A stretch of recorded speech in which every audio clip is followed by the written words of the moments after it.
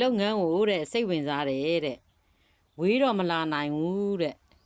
ဝေးတော့မလာနိုင်ဘယ်လိုလုပ်ရမလဲ idea လေးပေးပါတဲ့နော်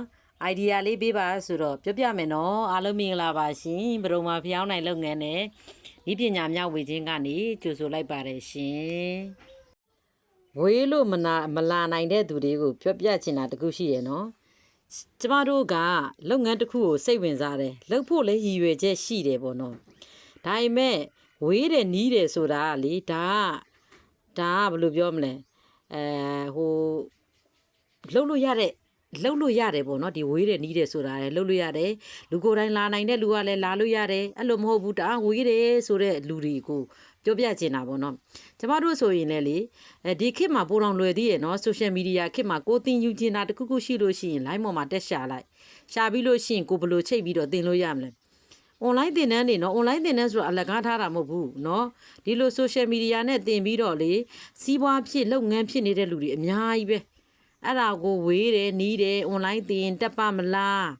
အဲ့လိုလူတွေကိုလေကျမခေါ်ပြီးတော့ပြခြင်းတယ်เนาะ online တက်ပြီးတော့လုပ်နေတဲ့သူလေးတွေကျမရဲ့သင်တန်းသူသင်တန်းသားလေးတွေကိုပြပေးခြင်းတယ် online တက်ပြီးလုပ်လို့ရပါတယ်လို့ပြောပြခြင်းတာเนาะပြောပြခြင်းတာဝေးတယ်ကျွန်တော်တို့ကလက်တွေ့မှတတ်မှာ online ဆိုလို့ရှိရင်မတက်ဘူးဆိုတဲ့လူတွေကိုလေအာမခံပြီးတော့သင်ပေးခြင်းတယ်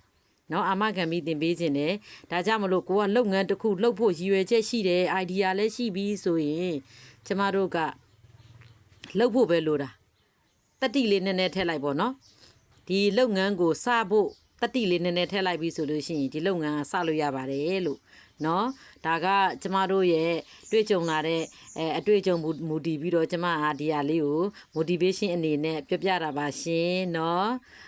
ကျေးဇူးအများကြီးတင်ပါတယ်ဘယ်တော့မှဖျောင်းနိုင်လုပ်ငန်းလေးရပါကိုယ့်အတွက်ကျေးဇူးစုံတရားရှိရင် like and share လေးလုပ်ပေးကြပါနော်